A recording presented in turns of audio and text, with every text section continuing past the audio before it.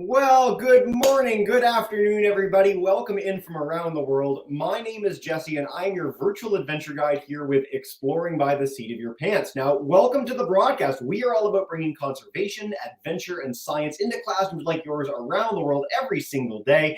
And it has been a particular treat for me, having had the opportunity to join in on this incredible series live from Antarctica over the last month and a bit.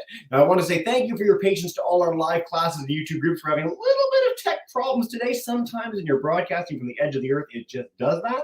But I really appreciate you guys sticking around as we get to continue this awesome series. Now, before I turn it over to the outreach team to explain a little bit more about what it's all about, and we go live with Arunima in McMurdo Station to talk about the introduction to space weather today, I wanted to note that all these programs are on our YouTube channel. So if you want to hear from Jackson, Ian, Yingfei, just amazing trio of presentations that we've done in the McMurdo series over the last month and a bit, you can check out Live at McMurdo as a playlist on our YouTube channel. They're all there. I really encourage you to check them out.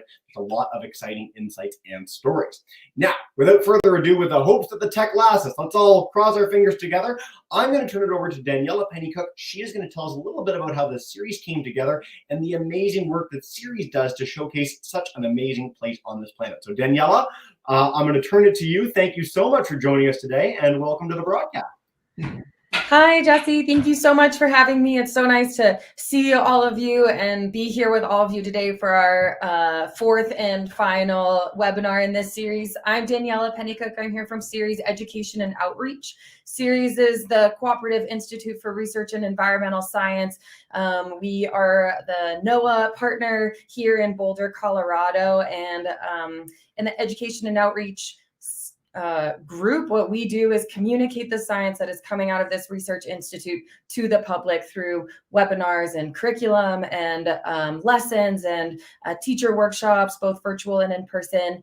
So we're really excited to connect with you all today and connect with Arunima all the way down from McMurdo, Antarctica. Thanks, Arunima, for joining us today. I'm excited to hear about space weather.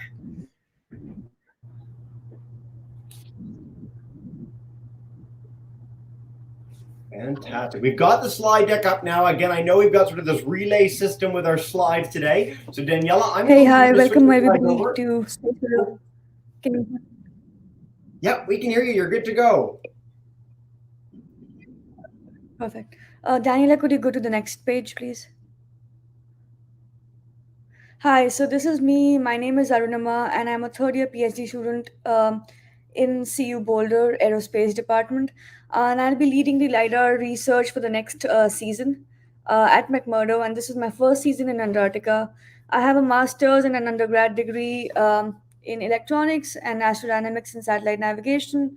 And I worked on a few satellite missions, SRM-SAT-2, WaferSat, and Maxwell. So yeah, let's get started with introduction to what is space weather. So before we even get to that, let's see where we are geographically. So South Pole is literally right in the center right here, and McMurdo would be right at the edge at the Ross shelf right here on the ice shelf, basically. So we're a little off South Pole, but not that far. Next slide, please.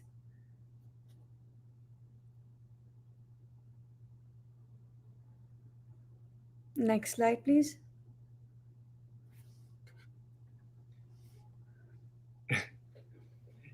Daniela, I think we're actually good to go back to the last one. I think she's just so delayed that it's, yeah. There we go. All right, perfect. So, could you click on the video to play it? Not sure. So what do we do down here at McMurdo? So we are a group of students and professors who shoot like 3 laser beams into the polar sky to sense the atmosphere above us, going from about 20 kilometers to all the way up to like 140, 150, even 200 kilometers.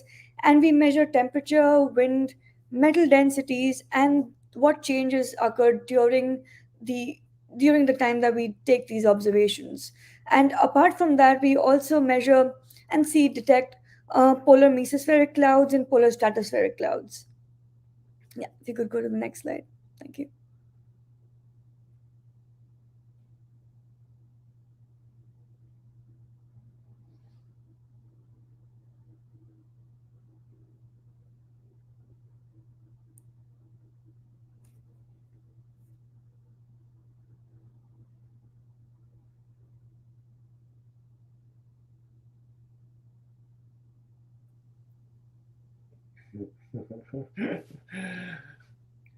Let's see. Sorry, classes, we're trying to get it queued up here. I think it's just a little delayed for Arunima and McMurdo seeing our slide switch over. We're trying to get the tech working as well as we possibly can. Daniela, you're doing great.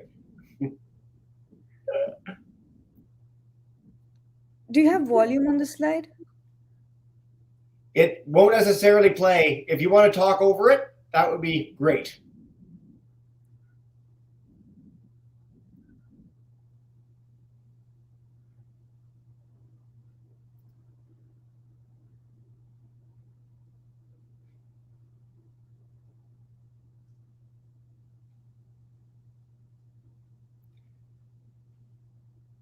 So Arunima, if you want to just tell us what's going on in this, because the audio is not working, there's no way to get that working. Sure. Yeah, thanks. Sure. So basically, space weather, the main responsible entity for space weather is our sun. And what it does is sun has a very dynamic magnetic field because of which it's always changing. And actually, the magnetic field flips itself every 11 years. And because it's such a dynamic magnetic field, what it does is it creates these sunspots and a variable magnetic field going out, and because of which we see changes in the space weather, or basically you see more high energetic particles coming through, and coronal mass ejections and solar flares and things like that coming out of the sun, which is what is responsible for space weather. So right here, if you see these rings, I'm not sure if I am seeing them or you guys have already seen them, but these rings are what is responsible for the magnetic field.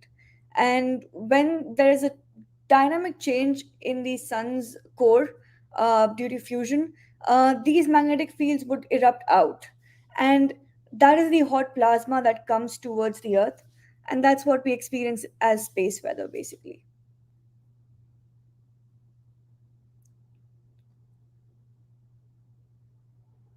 And you can see the plasma getting out. So it affects all planets really, but given that we care about Earth more than anything else, it's very important to understand what space weather does to Earth. And as we all know, Earth has its own magnetic field, North Pole and the South Pole.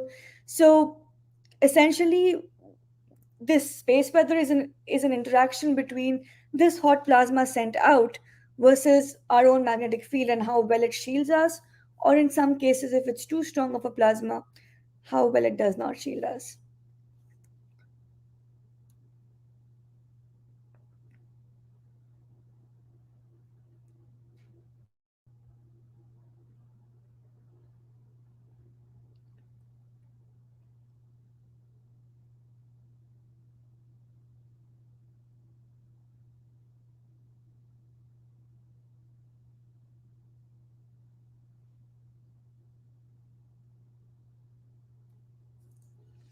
So when this hot plasma reaches the Earth,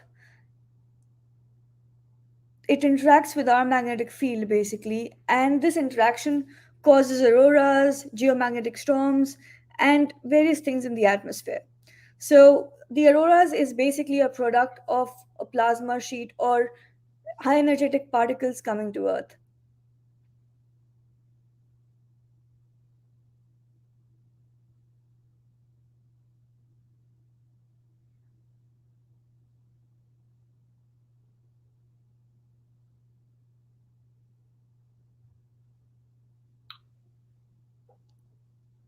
And Arunima, it sort of funnels to the auroras because that's where the magnetic lines come out of the planet?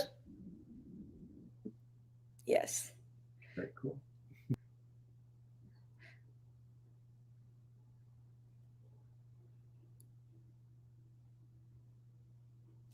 So the end result would be auroras and further geomagnetic storms. Um, if we could go to the next slide, we can talk more. I'm sorry about the network here; it's really crazy. So yeah, basically these the sun sending out its own plasma sets off to give us these beautiful breathtaking auroras, but there's a lot of physics and chemistry going on behind them. um, they definitely affect our atmosphere, but they also affect our space station, uh, and the astronauts on board, satellites, and etc. It also affects our low Earth atmosphere coming down even to the surface level. And there are times when you see auroras even in Northern America and Alaska and even further down. And that's because the storm has if it's a severe storm, you would see it come all the way down. If you could go to the next slide, please.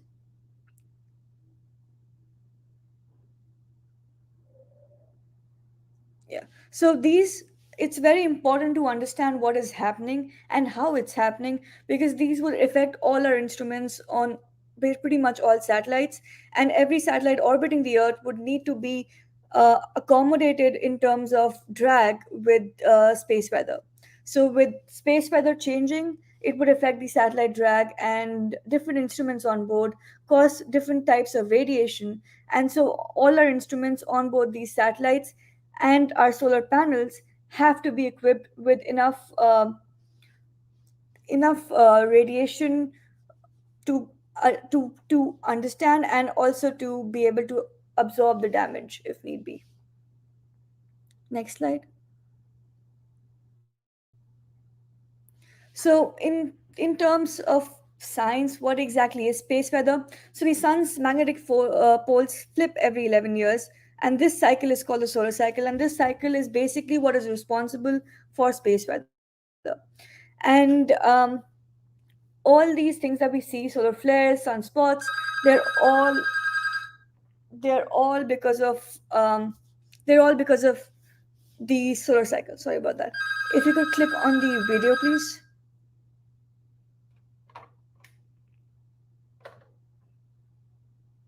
If you could click on the video on the upper right corner.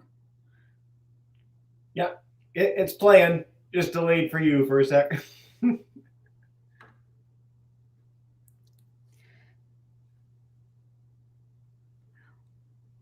Did it work?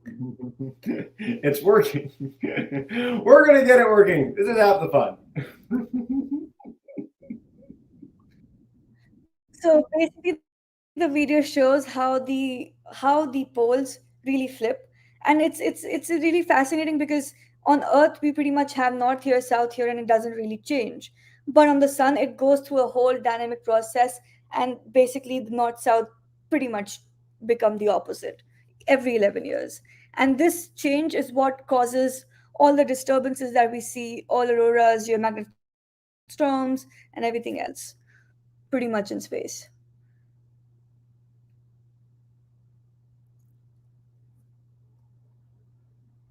We can move on to the next slide if the video is not coming up.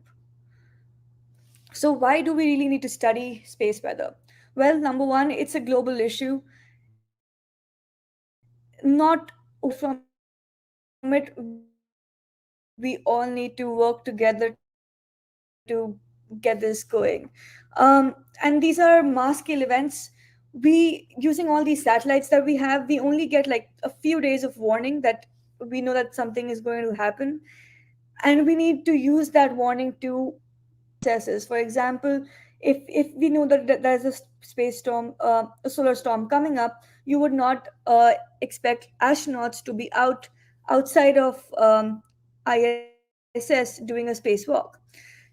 Things like satellite launches have to be monitored with respect to space weather to see whether if there's a storm coming in when the satellite is being launched. In fact, SpaceX lost 40 of their 49 satellites on Feb 3rd because they ignored a space weather warning. And it's something that could have very easily been ignored if had they chosen a different launch date, but because they did not look at it, they lost pretty much 40 of their 49 satellites just because of a storm. And it wasn't a major storm that would have affected the Earth that much, but being in the lower orbit, the drag was too much and it affected the satellites.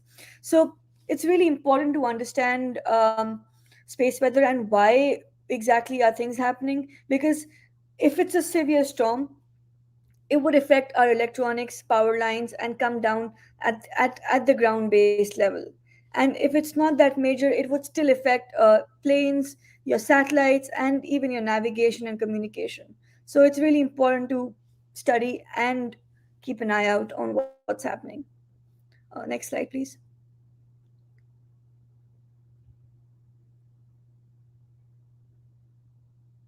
Next slide, please. So, what does the McMurdo LiDAR campaign really come into in this picture? So, NASA and several other space agencies have over 20 plus missions that are just studying the sun and the dynamics of the sun, and the space weather coming and interacting with Earth. So, McMurdo being at the edge of the polar auroral cap, we see a lot of years where we have a lot of auroras, and then there are some times when we don't see any auroras. So, that gives us an advantage of understanding what would the observations look like in the presence of aurora and in the absence. So, our LiDARs can detect metal layers, gravity waves, polar mesospheric clouds, and polar stratospheric clouds. Now, polar mesospheric clouds is where I come in, and I've been working with NASA's AIM satellite, which is right here in blue, to understand how these clouds are formed and why they are formed and what causes them to vary so much. And now, what's so interesting about these clouds is that they're the highest clouds on Earth, and two, we predict that they could be a long term indicator of climate change. And if that's the case, we would want to know what else can we do to reduce the impact of climate change and how to study it even further.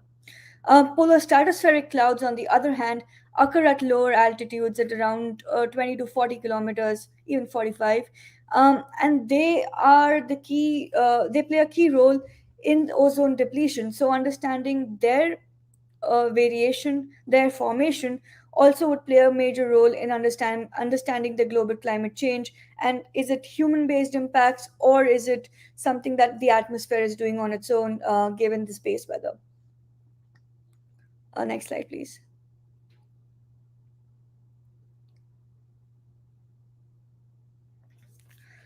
So basically, what do we know from understanding these clouds so far? So these are the highest clouds. Polar mesospheric clouds are the highest clouds on Earth, and they are formed in on the coldest region. So the mesopause, which is one of the layers of the Earth's atmosphere, becomes really cold during this time. The fascinating part is these clouds form during the summer when the sun is supposed to be on its peak, and you would expect things to be really, really cold, really, really hot. But this region of the Earth becomes really, really cold. Initially, it was thought that the solar cycle plays a major role in formation of these clouds, but more and more so as we have more and more data coming in. In the last decade, we've understood that it's actually the polar vortex that is causing these clouds to form, and solar cycle is playing a minor role, whereas it affects these clouds, but not that much. um, Polar vortex is a high pressure zone with cold air, and it breaks almost every year. It has to break every year for the cycle for the global circulation to stay the way it is. And with each time it breaks, we see a change in the upper atmosphere. So what really happens is that the breaking of the polar vortex triggers the season change in the upper atmosphere. So from being winter, it changes to summer. And with the onset of summer season, the polar vortex pushes cold winds basically up the upper atmosphere, and we get extremely cold temperatures in these 80 to 85 kilometers of altitude where we see these clouds form. So it's to understand in the big sense, it's not just a small picture, but putting in puzzles of pieces of puzzles together, wherein we are trying to get the polar vortex, the solar cycle, space weather attached to these clouds, and to see what exactly is happening on ground based levels. And these clouds are really important for us to understand because, as I said, we see that the upper atmosphere is cooling because of these climate clouds. We see the the formation of these clouds go higher and higher, and we think that it's because of climate change. But again, you need several years of data to solidify that study. And again, it could be because of human activities, it could be because of the atmosphere doing its thing. But like I said, even rocket launches can cause these clouds to be more in number. So my PhD basically involves in understanding what's going on with these clouds, and how can we understand if it's climate change that is causing these clouds, or is it sun doing its thing and the polar vortex doing its thing. So that's something I've been studying. um, I think that's pretty much it. Next slide. Yeah, so I can take questions now. Marvelous. Well, thank you so much for that, and for making that work too, Daniela. I know it's always tricky trying to share slides that someone else is talking over, but we're going to dive in with questions, folks. I know we're a little bit delayed with McMurdo, so we're going to try our best to make this as seamless as humanly possible, so fingers crossed to us all. And what I'm going to do is start with a question of my own, give you guys a second to get your sort of thinking caps on and think of some questions for Arunima. My question is, you talked about several days warning if a big solar storm were coming. So we had this dramatic illustration of the sun sending these particles our way and potentially frying satellites, doing all sorts of other stuff. Why do we get several days warning? Does it take that long for the particles to get to us, or how does that work in practice?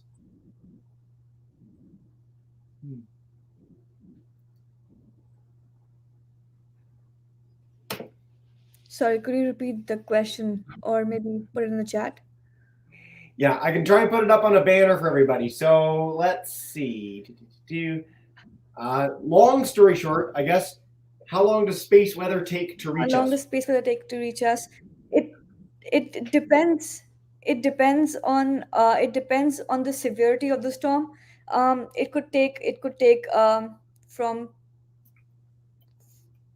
10 minutes to 3 days, depending on how severe or how energetic these particles are and at what velocity they're going at. But yeah, normally, usually, it takes around 2 to 3 days. Okay, perfect. So what we're going to do, And folks, is we have class. satellites all around in the way, so we can know that they're coming. Oh, yeah, you're good. Folks, what we're going to do is I'm going to have all our live classes, both on YouTube and StreamYard, because we've got such a significant delay. Share your questions in the chat. I'm going to say a huge thank you and welcome to you guys. We've got Miss Thrasher's class, Miss Henderson, Miss Becker, Madam Christie, our Explorers Club with Miss Snyder, Miss Allen, and Madam Jen's class live with us. We got a whole bunch of other classes on YouTube, but I want to make sure that we don't have like a minute delay every time we do a question. So share those questions in the chat. When you share them, I'll bring you in to say a quick hello, and then we'll be able to take them so much faster for this Q&A over the next little bit. So I'll share a quick question right now again on screen for us. Let's see. The sun's poles switch instantly or over a longer period of time? So the poles switch. It's a slow process. The poles switching, it's a slow process that takes over 11 years. And let's say at the start of 11 years, the North Pole and the South Pole are here. It would go all the way up and down, and then you would have them inverted pretty much in a cycle of 11 years. So it doesn't happen instantly, but over 11 years, give or take. Perfect. Madam Jen's class wants to know. Have you seen something? So we do have satellites that come close to it, and I think the Parker Solar Probe is the closest satellite that will be to the sun. Perfect. All right. You guys are so fast with these. I love these questions. Miss Snyder's group, let's get their question in. I want to put it in our banner. There we go. This is exciting for me, folks. Yes, so you can see these polar mesospheric clouds from Earth. If you're at high latitudes, let's say you are somewhere in Sweden, you could see them with your eyes, because these are night shining clouds. So they glow really well in the night sky. So you can pretty much see them. You don't see them down in Antarctica because we have sun during that time. So it's daylight and it's hard to see these clouds. But up in the northern hemisphere, you can definitely see them. And satellites too can see them. So LiDAR, satellites, and your eyes. Perfect. Madam Christie's class wants to know. Thanks, Madam Christie's class. All right. So, how do lasers measure the weather?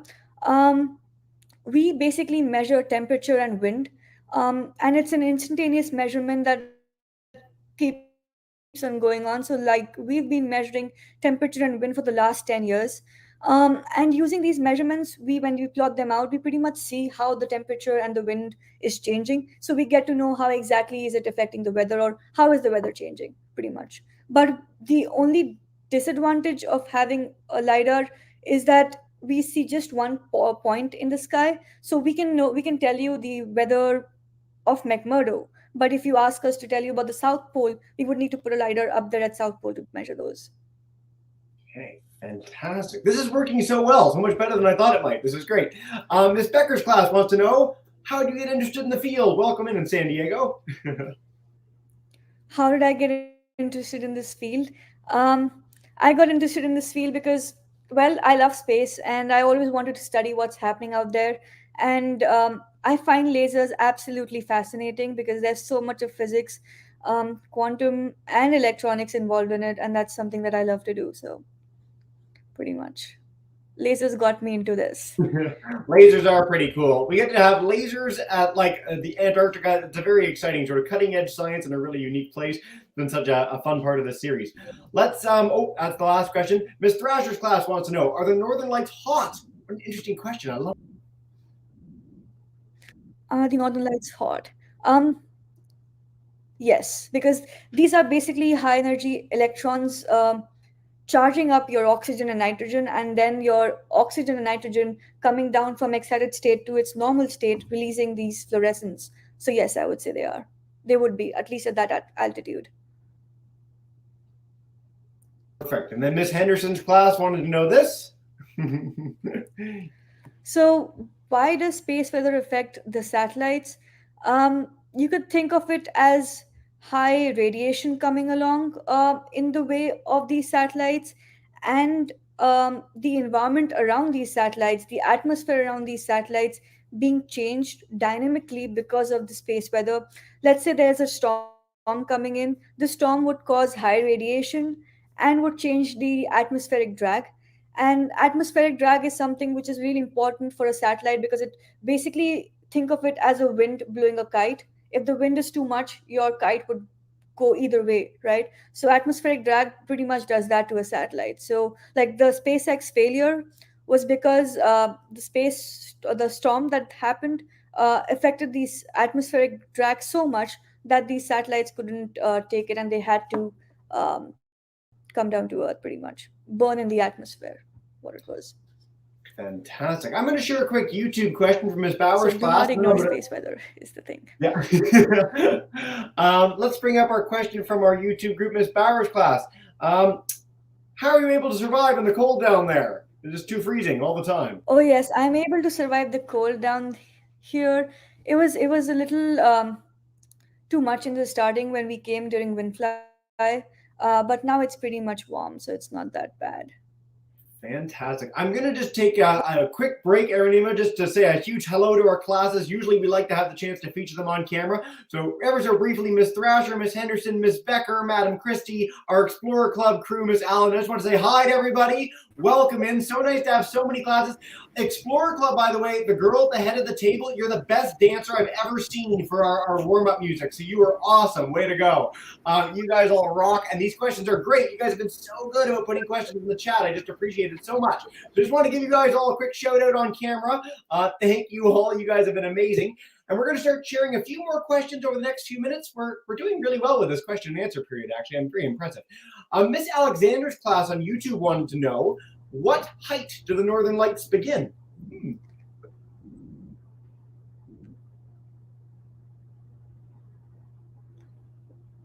What height do northern lights begin?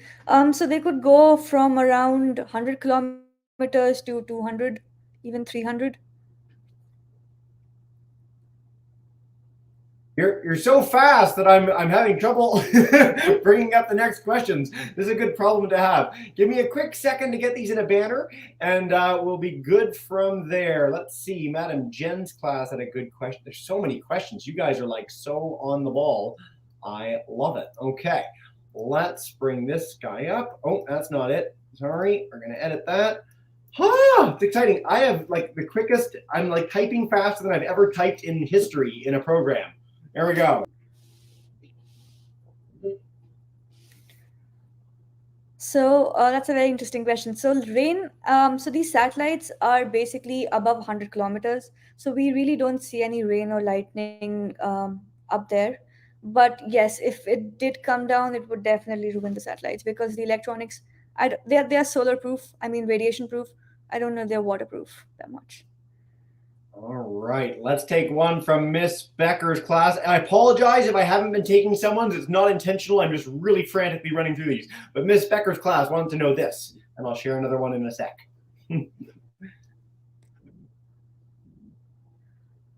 So how much radiation was there when SpaceX lost their satellites? It was not that high. It was a pretty nominal storm. It wasn't that severe of a storm that we needed special warnings for it. If they had just checked, they would have known. So not that much. I'm going to bring in Daniela for one really quick too, because we've got a question from Miss Snyder's class around how these sessions come together. So they want to know, how do we organize this to make these work? Thank you so much. This is our first live from McMurdo series. So how does this come together? Yeah, so thanks. That's a great question. We are coordinating from CU Boulder with Jesse, who is in Canada, and Arunima, who's down in Antarctica. So we have people all over the world using different types of technology to make this happen. Arunima has been working with us for a year, learning how to engage with students and talk to people and working on her webinar. And we did a bunch of field trips last year. So there's a lot of pieces. There's an IT team here in Boulder and an IT team down in Antarctica that are working with us to coordinate the computers and the bandwidth and all of those things. So it's 7 a.m. where Arunima is right now. She's actually ending her day. Wow. She picked up the laptop that didn't work to connect with us. And That is quite the team effort. Well, thank you, Danielle and Arunima. We really appreciate you being here as you wrap up your day at 7 in the morning. If I have to wake up at 7 in the morning, I'm grumpy. So we appreciate this more than you know. We're going to take a few more questions here, folks. Miss Allen's class wants to know, is the Big Bang space weather or not? Good question. Is the Big Bang space weather? I think Big Bang would be what formed the space weather eventually because it formed the sun. So technically, yes. But that would be a reach, though. Yes, it's not in the immediate thing. The Big Bang is the origin of the universe, and it's quite a different. There's quite different scientists that would study the Big Bang versus Arunima and space weather. But I love the thought process behind the question, guys. Miss Henderson wants to know, what's the most severe storm we've had? Oh, so what was the most severe storms? One of the severe storms basically knocked out power lines and caused blackouts in Northern America. And I think that was one of the most severe storms that we've ever had.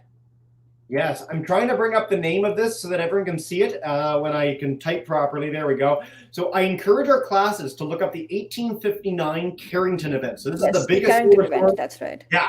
So this is in a time when we had horses and buggies and there was very little technology in the world, and the solar storm was so powerful it caused like telegraph operators to have sparks come out of their machines. We had auroras on a global scale, so people in like the equator could see the aurora, and in northern latitudes it was so bright that people thought it was daylight. Like they woke up in the night thinking that the sun would come out. That's how powerful the aurora was. So my favorite stat about this, we estimate if a storm that was this powerful today happened, it would cost the world's economy like 20% of the economy. Like it would wipe out all tech, a lot of tech all over the world, satellites, GPS, all sorts of stuff. So we're really hoping that that doesn't happen again. But the Carrington event, I encourage you to check that out, everybody. Let's see if we have any other big questions. I'm going to head to YouTube really quick. Miss Dupuy's class, welcome in. There you go.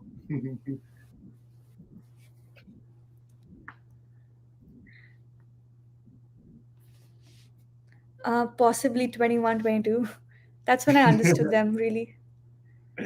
But I always was into STEM Yep. since I was like 10 years old, maybe. It's I like the fact that you mentioned 21, 22. I think a lot of scientists come on, or a lot of students expect that people know exactly what they want to do when they're really, really young. And increasingly in these broadcasts, we've had the chance to hear from scientists who start quite late. Maybe they go to university, or 21, 22, you're in late undergraduate, where you come upon an idea or a topic that really speaks to you and inspires you. And I think that that's a testament to the fact that you should really have a broad education and learn and check out and see what's out there before you pick a whole career path. And even if you do something that you don't like necessarily, you can start fresh and start again, and you still end up in a position where you're really young and you get to have an incredible job that really fulfills you. So I think that's an important note, especially for our high schoolers today that might be thinking about their careers in the future, is that you can pick and choose and be selective with what you want to do with your career in your life. So thank you for that, Arunima. We're going to wrap up in a quick second. I'm going to see if I can find one more question online. Let's see. Miss Becker's class had this one. Let's put this up on the screen, and then I'm going to share one final question before we wrap up together. Thank you guys so much for being involved today. Question from Miss Becker's group. What is the cycle called when the sun flips? It's called the solar cycle. Awesome. And it's an 11-year-long cycle. Yeah. Perfect. Let's It's not the sun that flips, by the way, guys. It's the magnetic field, though. It's the magnetic field of the sun that flips, not the sun. Right. That would be fascinating, though. Good to clarify that.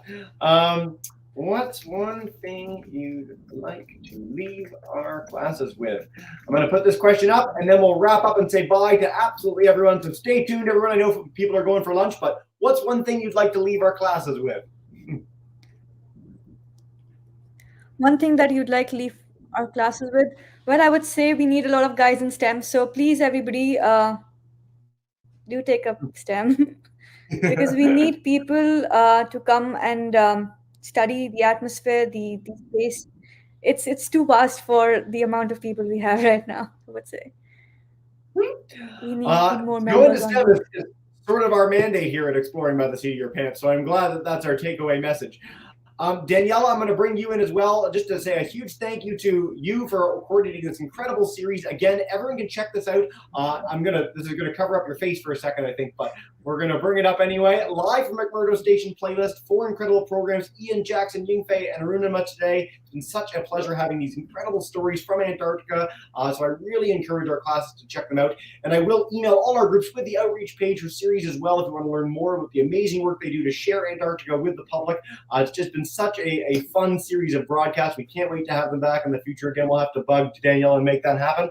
But what we do to wrap up every broadcast, Arunima, to wrap up your day as well at 7-something in the morning. Miss Henderson, Miss Becker, Madam Christie, Explorers Club, Madam Jen, if you guys want to join me in saying a big thank you and farewell, you are all in the broadcast. Thank you so much, everybody, for your patience.